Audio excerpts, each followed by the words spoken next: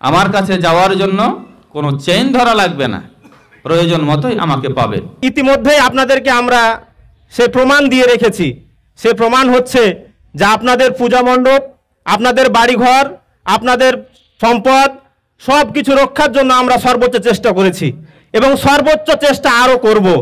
যে কোনো প্রয়োজনে আমাদের প্রধান অতিথি আমাদের এমপি নমিনি সাহেব বলেছেন, যে কোনো প্রয়োজনে শুধু উনাকে নয়, আমরা আমাদের জায়গা থেকে সর্বোচ্চ সহযোগিতা করব।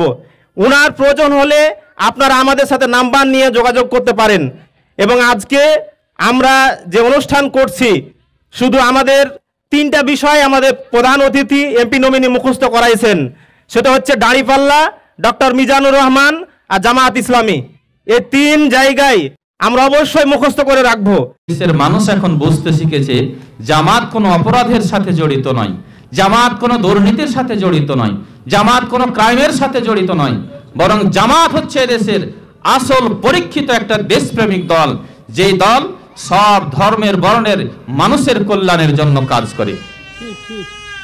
কথা ঠিক না ভাইরা আমার?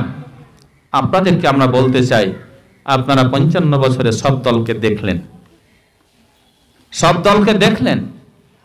সামনের যে নির্বাচন আসছে, এই নির্বাচনে জামাত আমাকে এই আসনের জন্য এমপি প্রার্থী মনোনয়ন দিয়েছে।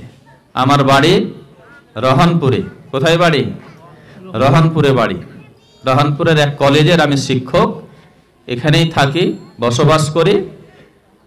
আমাকে আপনারা যে কোনো সময় রহনপুরে গেলেই পেয়ে যাবেন। আমার কাছে যাওয়ার জন্য কোনো চেইন ধরা লাগবে না, প্রয়োজন মতোই আমাকে পাবেন। আমাকে যদি প্রয়োজন হয় তাহলে এর জন্য খুব বেশি কষ্ট করা লাগবে না, আমার কাছে যেতে পারবেন। আমি এখন যেমন এসেছি, এমপি নির্বাচিত হলেও আপনাদের কাছে আমি আসবো ইনশাল্লাহ।